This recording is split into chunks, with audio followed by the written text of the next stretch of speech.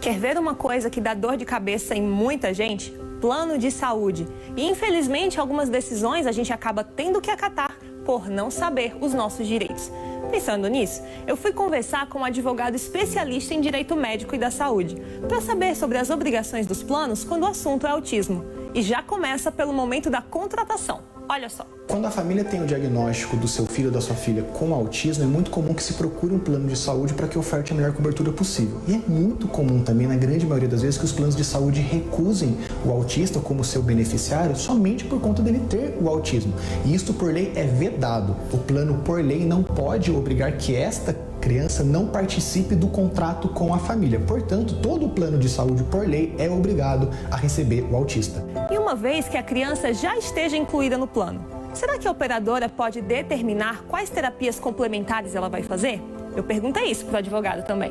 Quando há um diagnóstico de autismo, muitas vezes é um médico responsável por determinar quais serão os tratamentos para essa criança. E muitas vezes o tratamento é variado, multidisciplinar. Existe o método ABA, o método Denver, musicoterapia, ecoterapia, hidroterapia, natação terapêutica. Todos esses tratamentos são de dever do plano de saúde ofertar a cobertura. O plano não tem a autonomia de decidir, quando recomendado pelo médico assistente, qual a melhor terapia para o paciente com autismo. Por quê? O entendimento da justiça é: quem tem a autonomia de dar ou não um parecer médico ou recomendar um tratamento são os profissionais que cuidam dessa criança. Legal saber isso, né?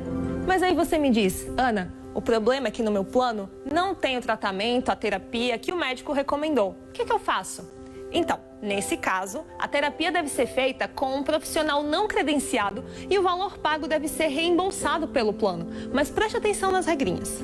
Muitas vezes, quando a família contrata o plano, ela nem se dá conta de qual tipo de cobertura ela tem. Vou explicar pausadamente. Temos a cobertura municipal, regional, estadual e nacional. Digamos que uma família tem um plano municipal, aqui de São José dos Campos. Digamos que o único terapeuta que essa criança tem disponível, especialista para a área dela, seja em Jacareí.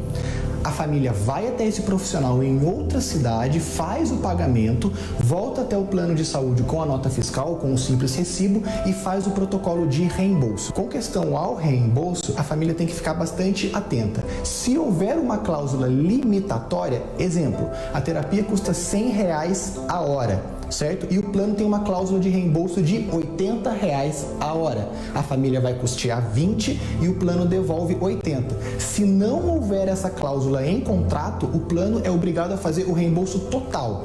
Qual que é o prazo do reembolso para terapias, enfim? É de 30 dias contado da data do protocolo. Então faz de conta que hoje é dia 13 de março, a família protocola hoje. Até dia 13 de abril tem que estar o dinheiro na conta da família. O advogado ainda falou sobre um problema muito comum, que é quando o plano limita a quantidade de sessões para terapia recomendada pelo médico. Será que pode?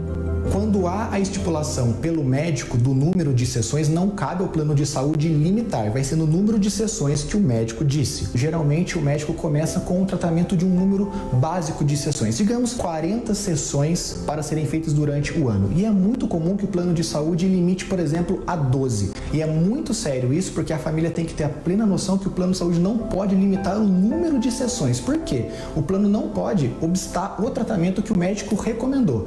No entendimento da justiça, quando o médico assistente responsável pela criança recomenda, o tratamento inteiro deve ser coberto. Agora vamos supor que você decida pagar do seu bolso uma consulta com um médico neurologista, por exemplo, que não faça parte do seu plano. E aí ele recomenda para o seu filho uma determinada terapia. Será que a operadora de plano de saúde pode negar a cobertura da terapia só porque o médico que a recomendou não faz parte dela?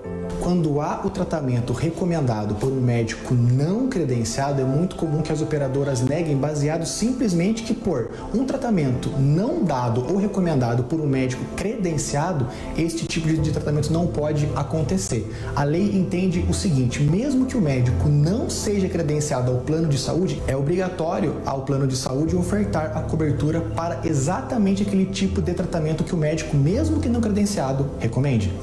E se mesmo assim o plano continuar negando a sua solicitação, o que fazer?